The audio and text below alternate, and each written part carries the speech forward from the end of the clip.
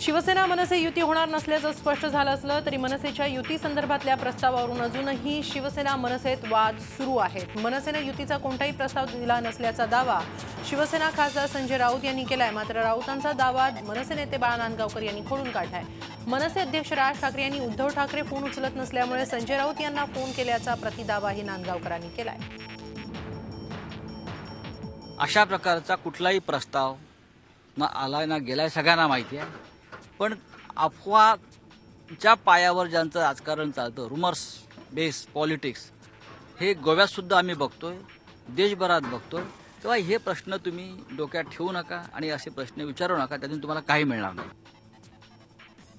मला आठवतं की शिवसेना भारतीय जनता पक्षाची युती तुटण्याच्या अगोदर सन्माननीय राज ठाकरे साहेबांनी शिवसेनेचे नेते संजय राऊत यांना फोन केला होता युती तुटण्यापूर्वी। त्यावेळेला त्यांनी संजय राऊतला मी काय नेमकं करणार आहे याची माहिती दिली होती आणि त्यामुळे जर त्याची माहिती घ्यायची असेल तर त्यांनी संजय राऊतांकडून माहिती घ्यावी, म्हणजे संजय राऊत सांगतील राज ठाकरे साहेबांची नक्की भूमिका काय होती आणि राज ठाकरे साहेब फोन का करत होते। शिवसेना पक्षप्रमुख उद्धव ठाकरे यांनी त्यांच्याच पक्षाच्या प्रसिद्धी प्रमुखांनी मांडलेली भूमिका चुकीची असल्याचं म्हटलंय। मनसेला मराठी माणसाबद्दल सहानुभूती असेल तर त्यांनी निवडणूक लढवू नये असं काल शिवसेनेचे प्रसिद्धी प्रमुख हर्षल प्रधान यांनी म्हटलं होतं। पण ही आमची अधिकृत भूमिका नाही असं उद्धव ठाकरेंनी स्पष्ट केलंय। यापुढे मी किंवा शिवसेनेचं मध्यवर्ती कार्यालयच भूमिका मांडेल असंही त्यांनी स्पष्ट केलं।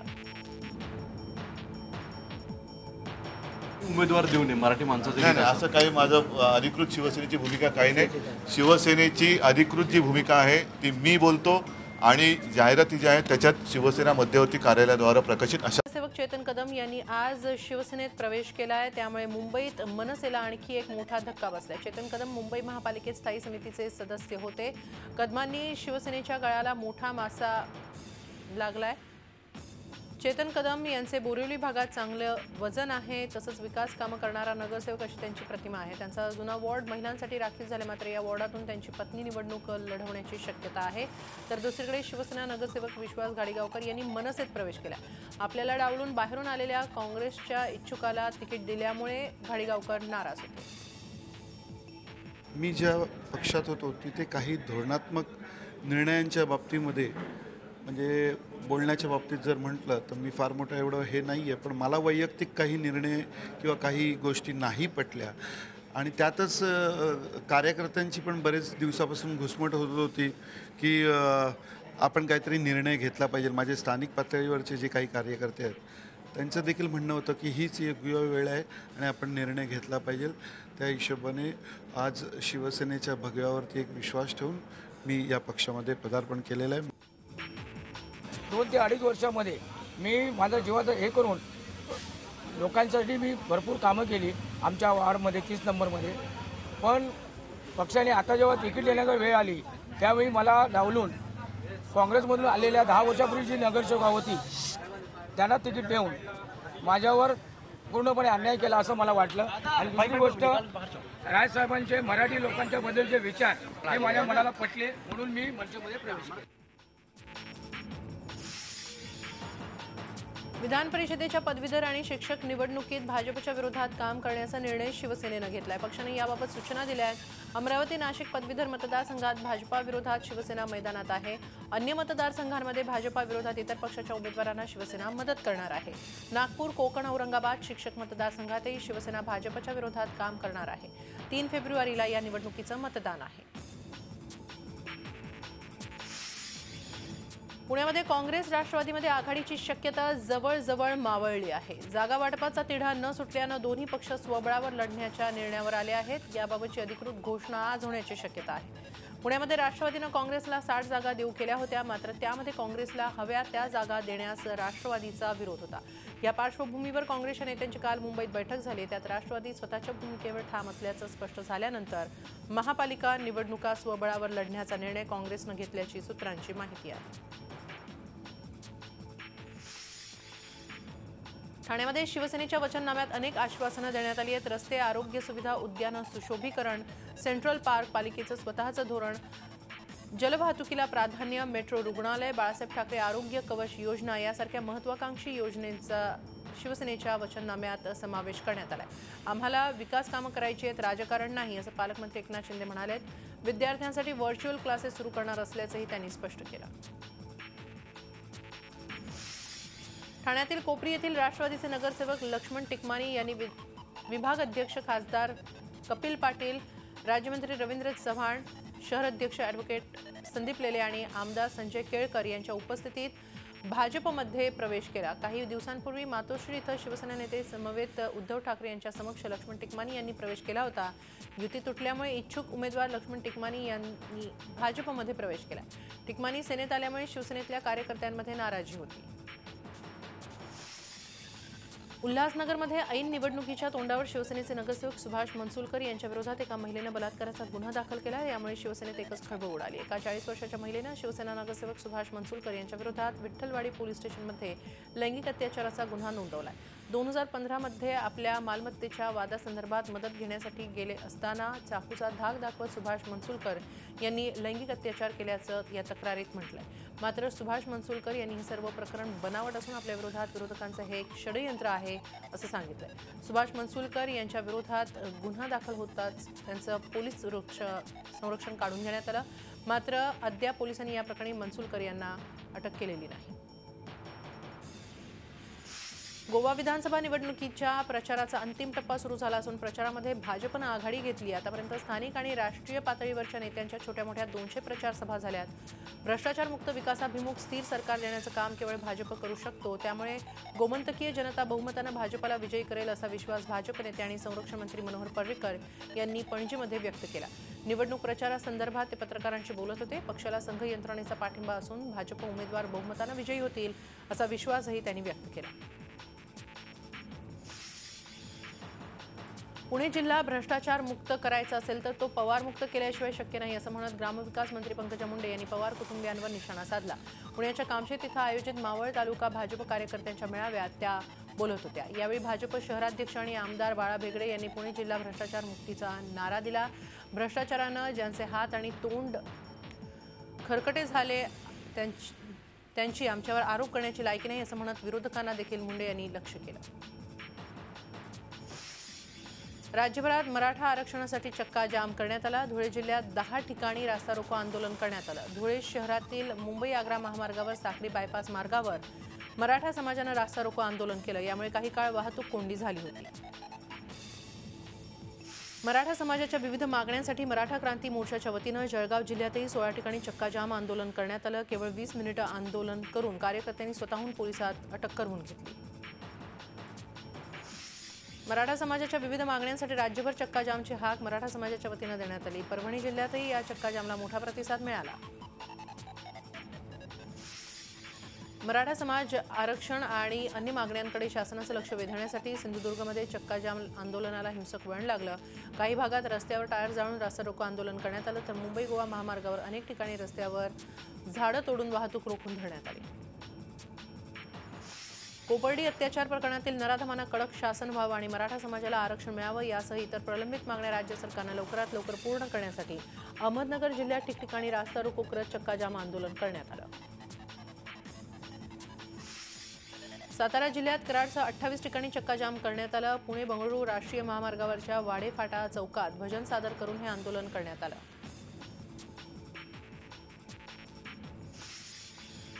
जालना जिल्ह्यात 8ही तालुक्यात चक्काजाम करण्यात आला. बदनापूरमध्ये चक्काजाममुळे 1 तास वाहतूक ठप्प होती. मात्र औरंगाबाद बदनापूर महामार्गावर औरंगाबादकडे रुग्णाला घेऊन जाणाऱ्या अँब्युलन्सला आंदोलकांनी तातडीनं वाट मोकळी करून दिली.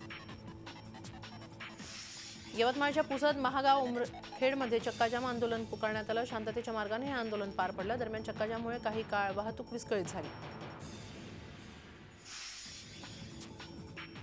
हिंगोली जिल्ह्यातल्या 5ही तालुक्यात 50 ठिकाणी आंदोलन करण्यात आलं. जिल्ह्यातील सर्व मुख्य मार्ग सकाळी 11 ते दुपारी 1 वाजेपर्यंत अडवून धरण्यात आले होते. अकोला बायपास रोड, सेनगाव आणि कनेरगाव नाक्यावर टायर जाळण्यात आले. नांदेड जिल्ह्यातल्या सर्व 16 तालुक्यातल्या मुख्य रस्त्यांवर चक्काजाम करण्यात आला. एसटी बस आणि ट्रकवर दगडफेक करण्यात आली. एक दुचाकी जाळण्यात आली तर मालगाडी रोखल्यानं रेल्वे सेवा काही काळ प्रभावित झाली होती. मराठा आरक्षणाविषयीच्या याचिकेवर अंतिम सुनावणी आता 27 फेब्रुवारीपासून सुरू होणार आहे. मराठा समाजाला आरक्षणाची गरज आहे असा युक्तिवाद राज्य सरकारतर्फे करण्यात आला होता. मराठा आरक्षण मुद्द्यावर एक पाऊल पुढे टाकत राज्य सरकारनं मराठा आरक्षण देणं गरजेचं असून तसा सर्वोच्च न्यायालयाचा निकाल असल्याचं 2,500 पानांचं प्रतिज्ञापत्र मुंबई उच्च न्यायालयात 7 डिसेंबर रोजी सादर केलं होतं. पण प्रतिज्ञापत्र सादर करायला 20 महिन्यांचा कालावधी का लागला आणि यापुढे आता राज्य सरकारला किती वेळ पाहिजे असा खोचक प्रश्न करत मुंबई उच्च न्यायालयानं राज्य सरकारला फटकारलं होतं. माछिलमध्ये झालेल्या हिमस्खलनात शहीद झालेल्या 5 जवानांना आज संरक्षण राज्यमंत्री सुभाष भामरे यांनी दिल्ली विमानतळावर मानवंदना दिली. माछिलच्या हिमस्खलनातील शहीद सुपुत्रांमध्ये सांगलीचे रामचंद्र माने, वाईचे गणेश ढवळे आणि परभणीचे बालाजी अंबोरे हे महाराष्ट्राचे 3 सुपुत्र शहीद झालेत आणि त्यानंतर या 3 जवानांचे पार्थिव नागपूरकडे रवाना करण्यात आले. आतापर्यंत हिमस्खलनाच्या 2 घटनांमध्ये 19 जवान शहीद झाले, त्यापैकी महाराष्ट्रातील 6 जवान आहेत. ये अनफॉर्चुनेट है, लेकिन हर वारदात के बाद इंट्रोस्पेक्शन होता है, इंक्वायरी होता है, what best possible can be done, we come to that conclusion. They were the brave son of the soil, a nation mourns for. It's a big tragedy has struck to our nation. Machil सेक्टरमध्ये झालेल्या हिमस्खलनात महाराष्ट्राचे 3 जवान शहीद झाले. सांगलीचे रामचंद्र माने, वाईचे गणेश ढवळे आणि परभणीचे बालाजी अंबोरे हे महाराष्ट्राचे सुपुत्र शहीद झाले. अथक प्रयत्नानंतर या 5 जवानांना शोधण्यात यश आलं होतं. 5ही जवानांची रुग्णालयात मृत्यूशी झुंज काल अपयशी ठरली. माछिल सेक्टरमध्ये झालेल्या हिमस्खलनात शहीद झालेले साताऱ्यातील जवान गणेश ढवळे यांच्या घरी आक्रोश सुरू आहे. 29 वर्षीय गणेश यांच्या मृत्यूची बातमी येताच आसरे आंबेदरवाडीतल्या त्यांच्या गावावर शोककळा पसरली. गणेश यांच्या मागे 5 महिन्यांचा मुलगा, पत्नी, आई, वडील असा परिवार आहे. गणेश यांच्या निधनाच्या बातमीनंतर साताऱ्यातील अनेक प्रशासकीय अधिकाऱ्यांनी भेट दिली, तर परभणी जिल्ह्याचे सुपुत्र बालाजी अंबोरे शहीद झाल्याची बातमी ताडकळस इथं पोहोचताच गाव पूर्ण बंद ठेवण्यात आलं. आणि महत्त्वाचं म्हणजे बालाजी यांच्या निधनाची माहिती बालाजी यांची आई, वडील आणि 8 महिन्यांपूर्वी लग्न झालेल्या त्यांच्या पत्नीला सांगण्यात आली नाही. त्यामुळे गावात हळहळ व्यक्त करण्यात येतोय.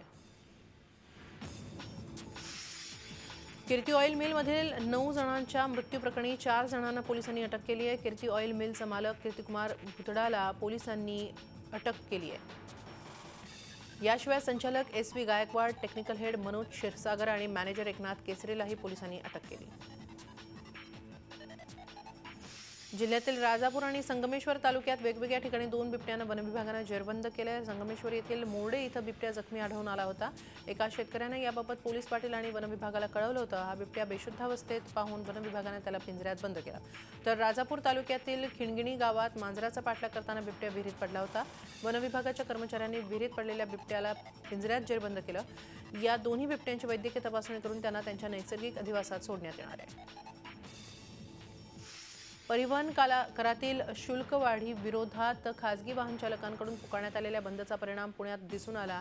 शहरातील स्कूल बस आणि रिक्षा बंद असल्यानं विद्यार्थी आणि पालकांची मोठी गैरसोय झाली. विद्यार्थ्यांना शाळेत नेण्या आणि आणण्यासाठी रिक्षा आणि बस नसल्यानं नोकरदार पालकांमध्ये नाराजीचा सूर दिसून आला. रिक्षावाल्यांनी हे जे बंद केलेलं आहे तो खरं चुकीचं आहे. म्हणजे बाकीच्या सर्वसामान्य नागरिकांनी त्यांचं बघायला पाहिजे. लहान मुलांच्या शाळा आणि ह्याचा सुद्धा प्रॉब्लेम खूप होतो, तर ते त्यांनी जरा ॲडजस्ट करायला पाहिजे. निदान त्याच्यासाठी वेगळ्या काही खाजगी इतरांनी तरी सुरू केलं पाहिजे. रिक्षा बंद असल्याने मुलांना खूप त्रास होत आहे. त्यांना शाळेवर वेळेवर येता येत नाही. पालकांना आपली कामं सोडून त्यांना सोडावे यावं लागतं, किंवा जे लांब राहतात त्यांना 2-2 तास थांबावं लागतं शाळेत सुटेसपर्यंत, कारण की आज महिना अखेर आहे. शुल्कवाढी विरोधात आज संपूर्ण महाराष्ट्रातील रिक्षा आणि टॅक्सी चालकांनी बंद पुकारला होता. कोल्हापुरातील रिक्षा आणि टॅक्सी चालकांनी या बंदमध्ये सहभाग घेतला होता. त्यामुळे कोल्हापूर शहरातील वाहतूक काही काळ मंदावली होती. जिल्हाधिकारी कार्यालयासमोर धरणं आंदोलन करून भरमसाठ करवाढ वाहनधारक भरूच शकत नसल्यानं संयुक्त समितीनं शुल्कवाढ मागे घेण्याची मागणी करण्यात आली. अन्यथा देशव्यापी आंदोलनाचा इशारा दिला आहे.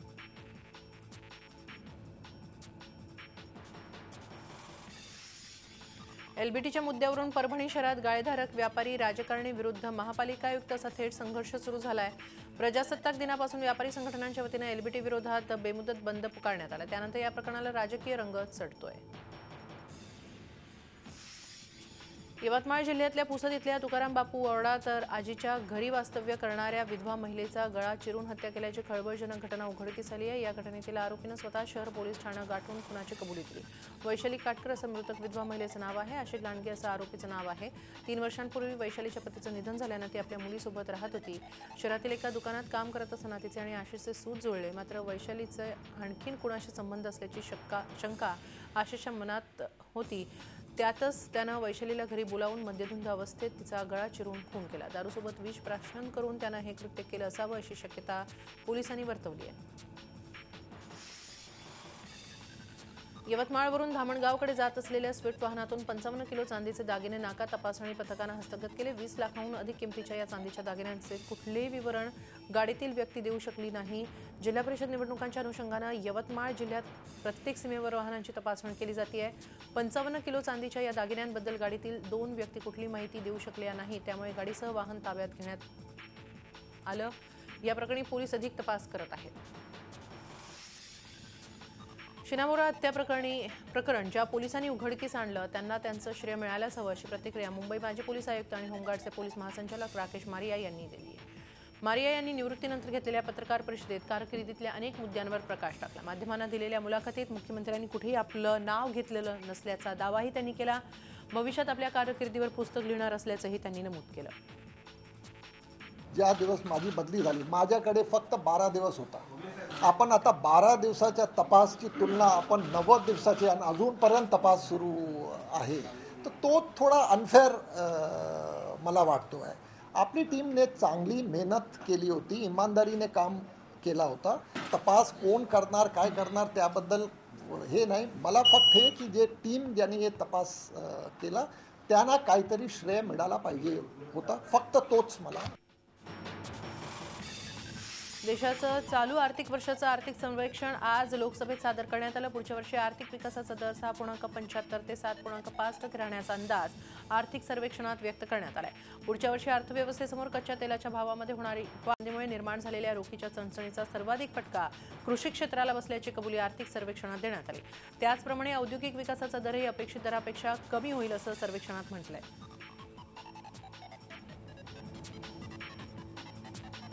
राम गणेश गडकरी यांच्या पुतळ्याच्या पुनर्स्थापनेसाठी कलाकार एकत्र आलेत। या संदर्भात आज पुण्यामध्ये आयोजित करण्यात आलेल्या बैठकीत शरद पोंक्षे, पुष्कर श्रोत्री, अमोल पालेकर, मोहन जोशी यांच्यासह अनेक कलाकारांनी हजेरी लावली। गडकरी यांचा पुतळा पुन्हा बसवावा यासाठी कायदेशीर मार्गाने पाठपुरावा करण्याचा निर्धार यावेळी करण्यात आला। तशी मागणी करणारं निवेदन देखील आज पुण्याचे आयुक्त कुणाल कुमार यांना देण्यात आलं। आर्टिफिशियल इंटेलिजन्स बाबत भारतात अजूनही धोरण नाहीये, मात्र हा इंटेलिजन्स भारतात आता शिरकाव करू लागलाय। मुंबईतील लोअर परळ इथं HDFC बँकेच्या शाखेमध्ये इंटेलिजन्स रोबोटिक असिस्टंट म्हणजेच एक रोबोट ग्राहकांना मदतनीस म्हणून काम करू लागलाय।